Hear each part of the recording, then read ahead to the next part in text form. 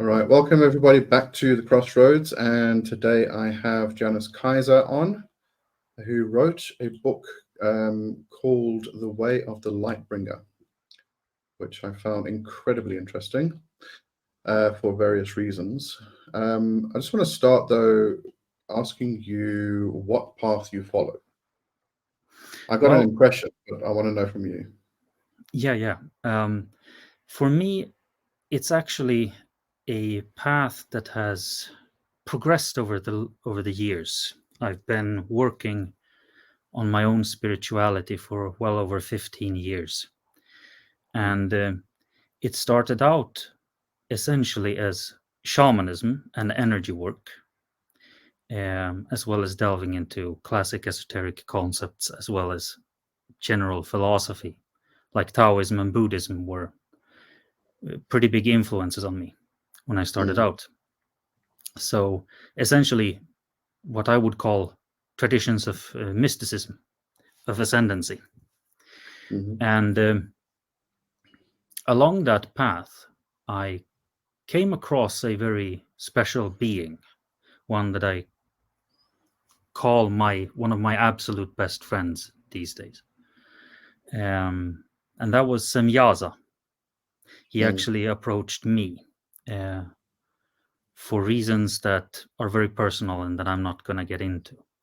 But after getting to know him, I started working a lot more with engaging with spiritual beings of many different kinds. He introduced me to several of his associates along the way. So I had access to pathways of black magic and the left-hand path tradition from them over time.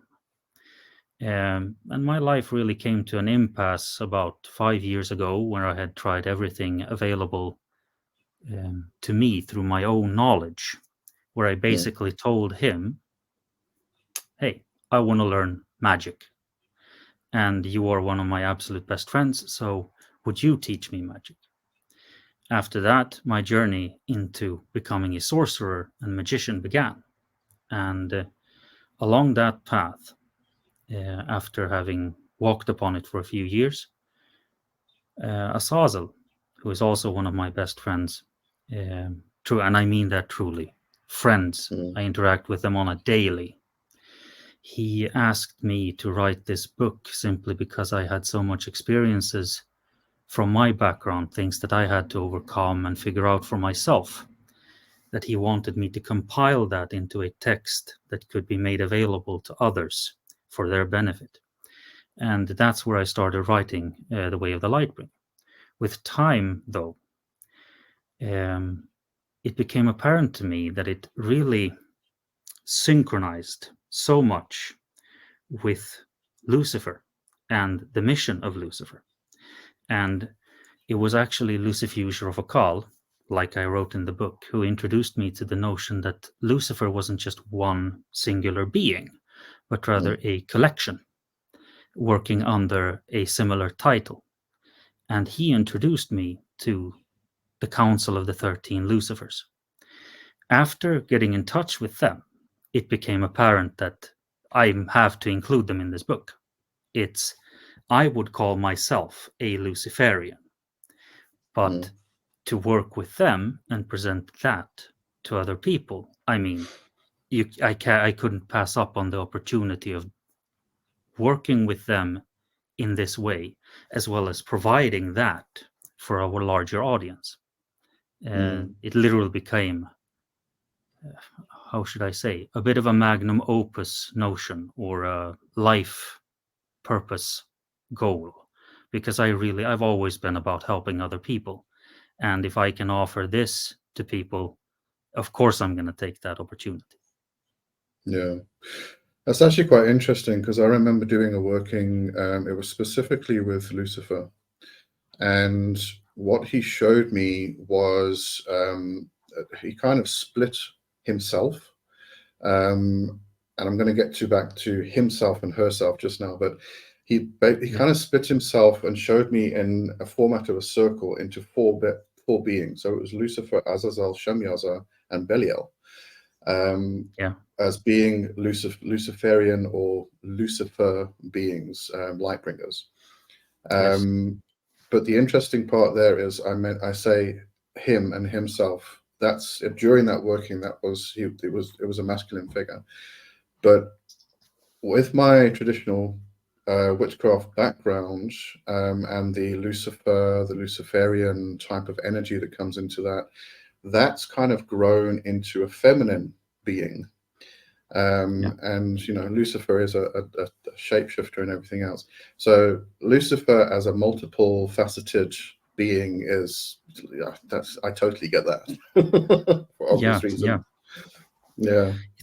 It's like when I talk to other people, like my friends, about Lucifer, I always point out that Lucifer has a clear connection to me. Lucifer, as in how in the book, it's Lucifer Halel. Mm, According to biblical tradition, also Halel ben Shachar, and that in that he would represent himself as a masculine force, but mm, Lightbringer denotes Venus, which also denotes the feminine.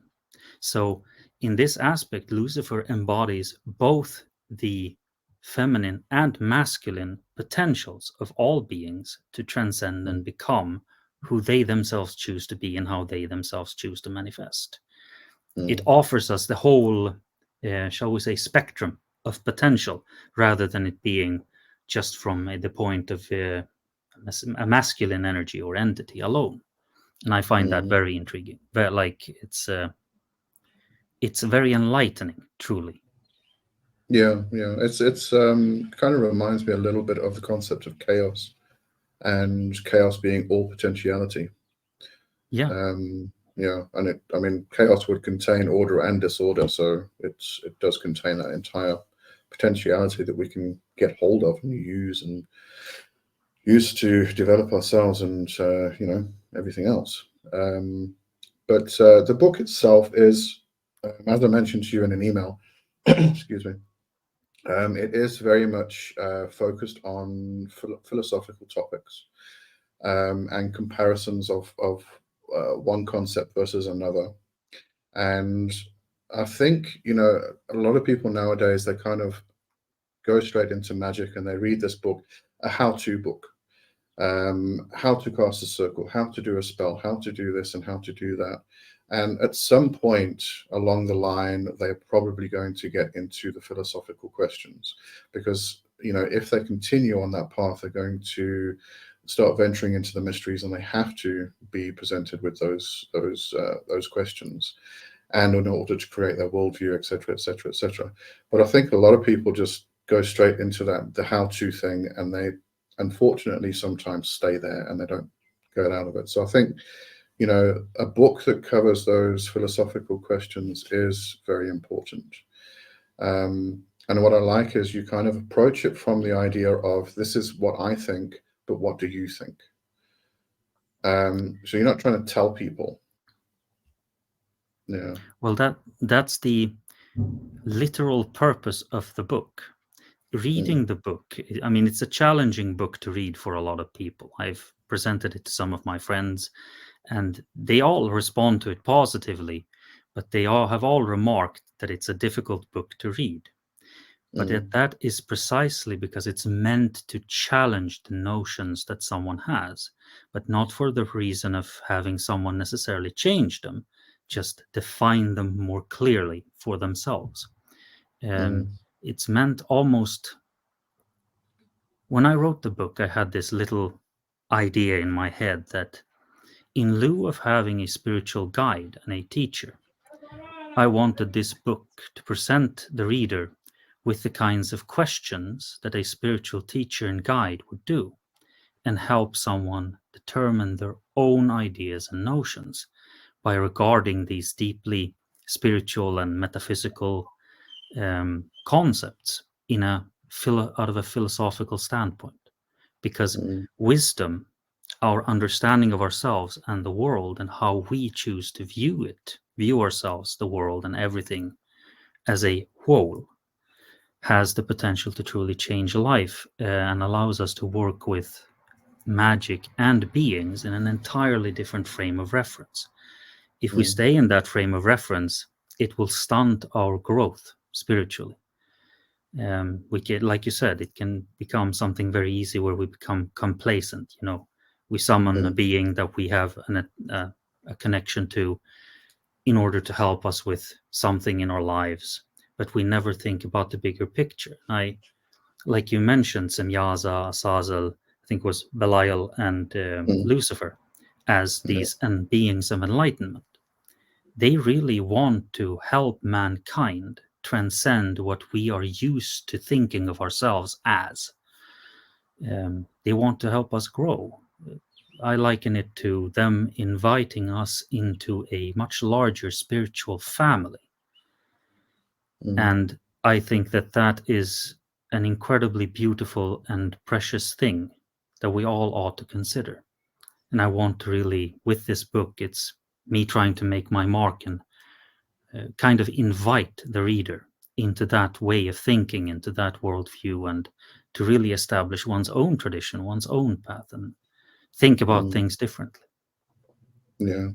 I mean, obviously, it's difficult to take concepts and kind of explore them from every single perspective. So the book is very, well, your own worldview is very much based in Luciferianism and the idea of we are supreme beings. And therefore, we just need to find that within ourselves.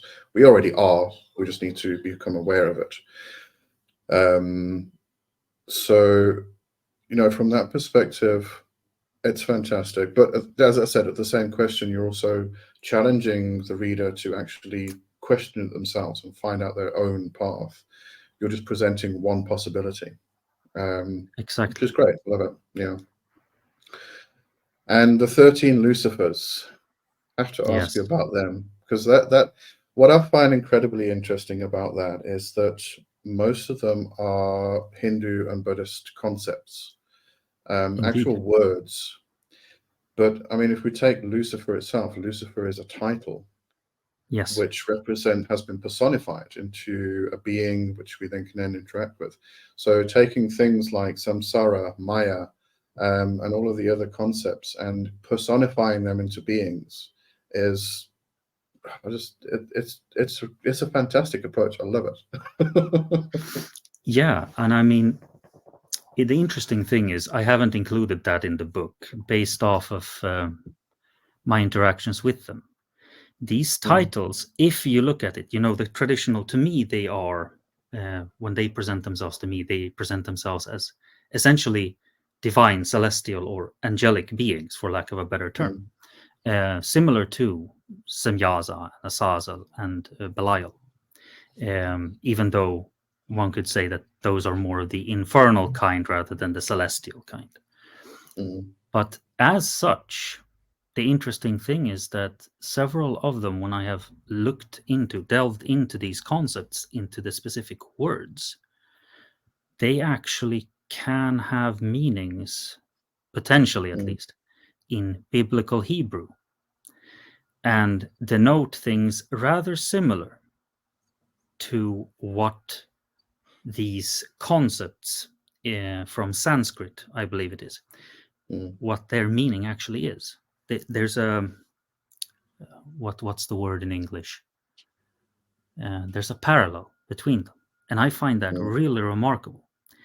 The way the reason why it's presented as such in the book is because they represent the manifestation of different things that affect all beings. It doesn't matter which universe, reality, plane, domain, whichever part of existence a being actually inhabits, these concepts will influence and have an effect upon every being. But what they do is that they don't just govern those forces directly, they make use of them to impart the process of enlightenment and self-deification upon all beings. And they have done so, from what I understand, for millennia. It's been their life calling, almost a chosen life calling, and they just have an innate understanding of all these different concepts. Like I like to use the example of Lucifer's Shrapa, misery and affliction and death and pain, all of these things that are truly some of the most haunting and negative things that we experience in life. They use this as a driving force to seek something higher, something more, to realize more about ourselves and to really transcend that suffering. But in their role as a Lucifer, they don't just initiate you through the use and application of these circumstances. They actually offer you the chance to master those things, meaning through their teaching, you can learn how to not just transcend and essentially become impervious to suffering, even though you might experience it, but to be able to control that and also help others with the same energies, the same occurrences. And they are very interesting beings in that regard. This book, how I speak of them, how I've written it down in the book, is literally meant as an introduction and an invitation for the practitioner to individually make a connection and get to know them personally. As such, I have tried to only present them as a role rather than as describing them personally or going too far into their story or anything that could really, shall we say, paint a picture of them other than the role that they choose to play. And that itself is an open-ended question that you can engage in, where you can start asking questions to get to know them better as individual beings, or if you wish to, as I perceive them, as individual beings, or as masks of something else, of one singular Lucifer that presents themselves as several different aspects. To me, they are 13 individual beings, but they still represent a cohesive purpose and are representatives, in either case, of that same purpose, that Luciferian essence, if you will. Yeah. Yeah, so I was going to ask you actually, I think you've actually answered it now. If you were going to extend on the book in the manner of actually taking each one and examining, like samsara, and examining samsara itself, its history, its meaning, its development, what it means to different cultures, for instance, or what it means to you, what it means to the 13 Lucifers, etc., etc. I was going to ask you why you didn't do that, and if you were going to extend on the book and include that. But I think you've answered it in the idea that you don't want to paint that picture for other people. You don't want to influence what other people see or experience before they experience it. I do, however, feel just a personal point I'd like to put across to you. Somebody who isn't familiar with any of these concepts from Buddhism or from Hinduism may see these names as just names and not understand where they came from. I guess it is up to the individual to go and explore that further, or it will be presented to them when they meet the being. Don't know how do you feel about that? Just quite a lot of put on you there. Yeah. No, but it's a fair question, and I was thinking about explaining those things in the cultural and historical perspectives. I am by no means someone who can claim to be an expert on what these concepts have literally meant, as I'm not a Buddhist scholar, I'm not an Hindu scholar or so on. I have my own views, but that's the point. It's my own views, and I feel like any real exploration undertaken by a person is where they look into these notions, into these concepts themselves, especially under the tutelage and guidance of the individual beings, because it's mm, going to open their mind to something that exists far beyond. It's not a religious or long established way of seeing these concepts. It's more open.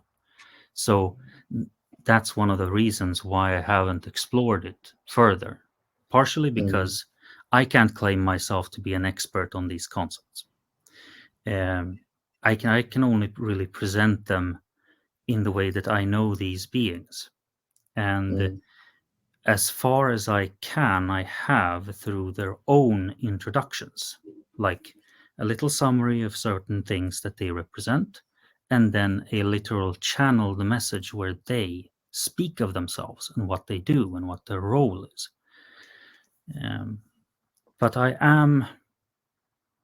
might actually do that, explore it a little bit further with mm, their influence, of course. But what I will do then is I will present that on my personal website.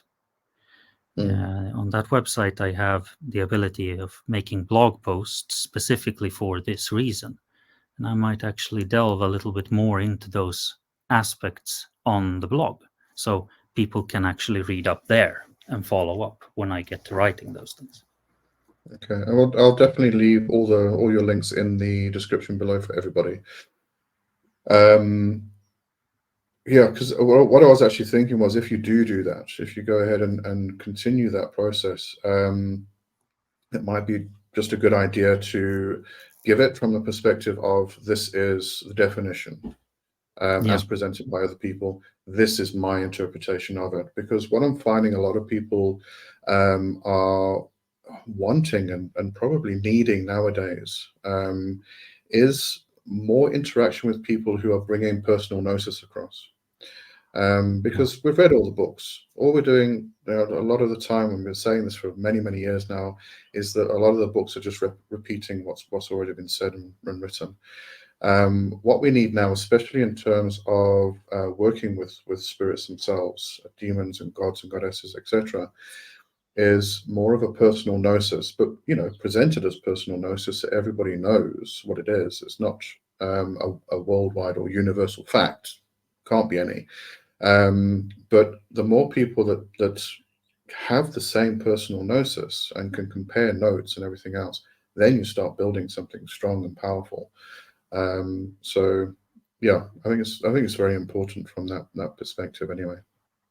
yes, I agree. And another notion I add, I've personal gnosis is something that I deeply respect. When other Mm, people tell me about their personal gnosis, I'm always interested to listen because it allows me, in a sense, to explore these concepts, these relationships, and the multifaceted potential of beings and how they manifest through someone else's experience. It might not be my relationship or my experience, but at least I get to, it breaks the mold of how I would otherwise perhaps be trapped into thinking about a being. We have this tendency of formulating a view of someone and then saying that that's all that they are. That's mm, absolutely not true. It's what they are with me. But if I mm, can listen to other people, I can take in more and see beyond my own limited scope of experience and observations, perception. mm. So I absolutely agree with you on that. Personal gnosis is a big part, especially in today's exploration of the occult. Yeah, that's a bit like the question I often get is, why does this spirit act this way with me and it acts some other way with somebody else? Well, it's because you're individual beings, they're going to have a different reaction. Just like some people like me and other people don't. I'm still the same person. Exactly, exactly. It's like personal chemistry exists even on the spiritual plane. I would even say that it's more important there because Mm, intentions and energies and how they interact with one another, it's that's a big deal. That's all you mm, really got when you're directly energetically interacting with someone. like a spiritual being to another spiritual being. It's everything there Yeah. is. So it becomes even more pronounced than it would be in our just physical day-to-day interactions with other people, I think. Yeah. My next question, I think you did answer it a bit earlier, but I'd like to get into it a little bit more. Some of them, such as Lucifer Maya and Lucifer Samsara, Maya and Samsara, those are concepts that, within Buddhism, they are trying to release themselves from. Yeah. Why did you, well, I suppose you didn't really bring them in, they came in themselves, but why are they present in the particular pantheon or system that you're presenting? If, within that culture, they're trying to release themselves from it, but this seems like we're trying to immerse ourselves into it. I'd like your Literally. answer on that. Yeah. Yeah. My perspective on that is because understanding the illusions of life, if we take Lucifer Maya, the illusion of the world, within that, we realize something about our consciousness, that our consciousness can separate us from the reality or the truth of what existence is. And that is a manifestation of our power, a power that we hold over our own microcosm. And Lucifer Maya, as such, is presented as someone who can trick and deceive, but also overcome those trickeries and deceptions. But at the core of it, it is about the mastery of your own inner world, which can be so far removed from the external world, the existence that we all share, that it can literally become like an illusion or delusion, like that of a madman.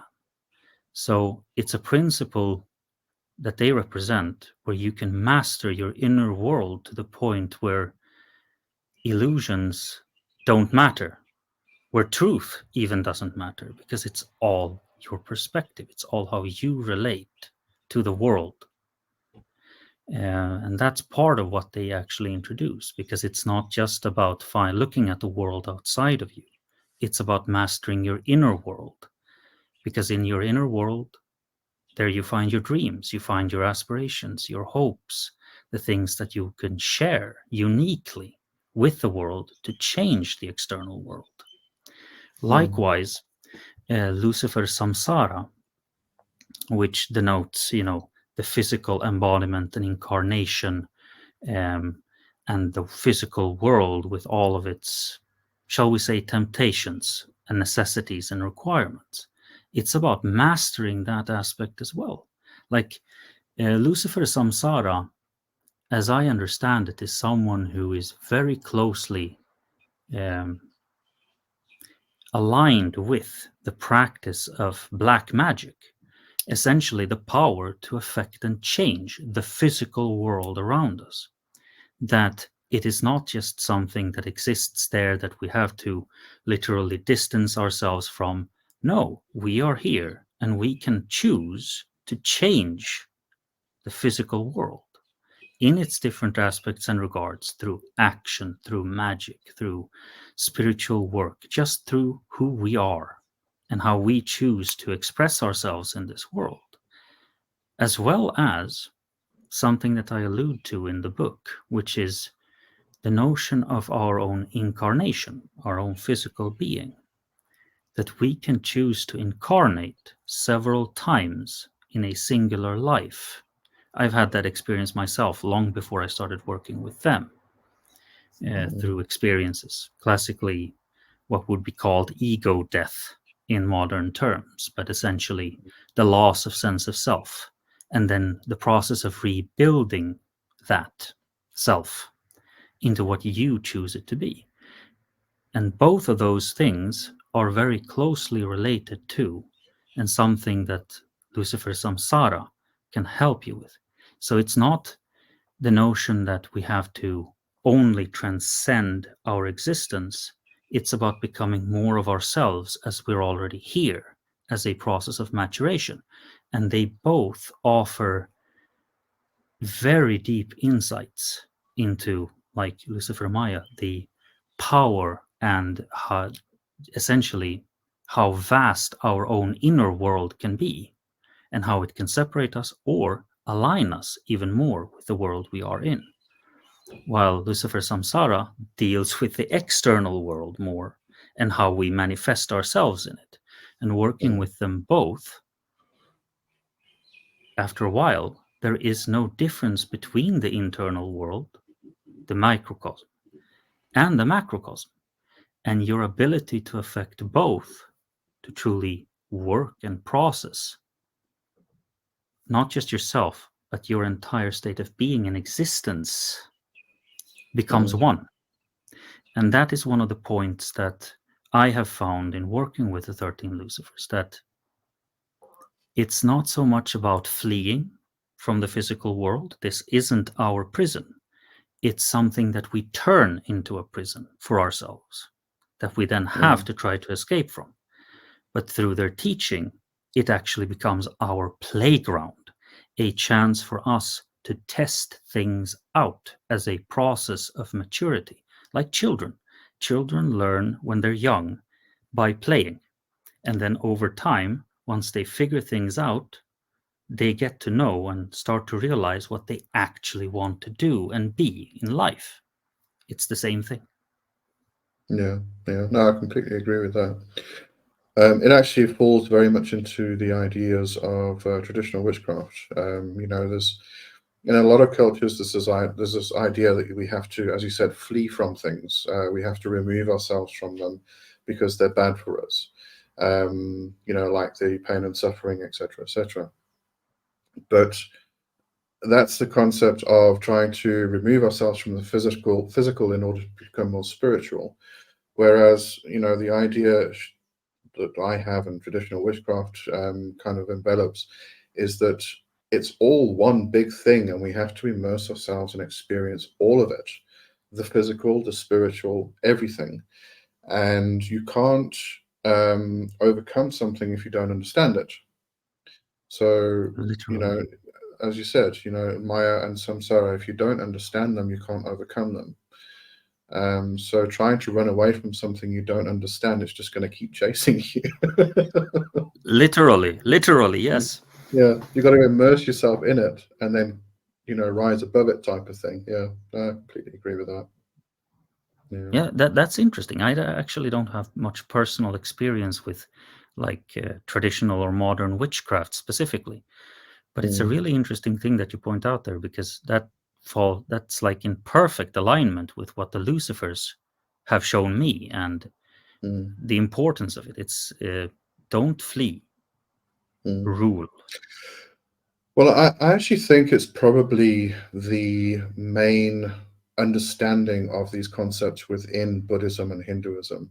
The difficulty is that what a lot of people do is they kind of read the surface stuff and they understand it from the surface perspective. It's like, the whole concept within Buddhism that we have to become enlightened. And through this process of enlightenment, we remove ourselves from the physical. This is the idea that people have. But the whole concept actually is that we have to immerse ourselves in the community, in the physical. We've removed ourselves. We've gone through the whole process. We've learned. We've understood things. Now we have to put ourselves back in the fray, into the community, in amongst the people, in order to help them. And I think people forget that part. So, it is about enveloping the physical, the spiritual, and the whole, everything, everything within creation, microcosm, macrocosm, and everything else. But I think people just kind of get to the surface stuff, and that's where they continue with the understanding, and they don't really go much deeper, which is a pity, really. Yeah, and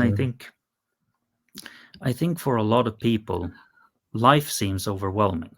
If we think about it, for most of our human history, we've had to endure extremely tough things. Our ancestors, they had lives that we can scarcely imagine. So it's not strange if we have this cultural inheritance based off of all that, of escapism. we want to try to get out of Oh, these yeah. tough circumstances. Mm. But just like you said, the real heroes, if you will, of history, those who have really made the big changes, even in Buddhism, you can be a being that has achieved enlightenment and left the physical world, as some representations would say. But the truly great ones, why the Buddhas are exceptional, or the Bodhisattvas, is because they choose to remain to help others attain enlightenment. So they, just like you said, they have reached this pinnacle of understanding, but they have chosen to remain to aid others.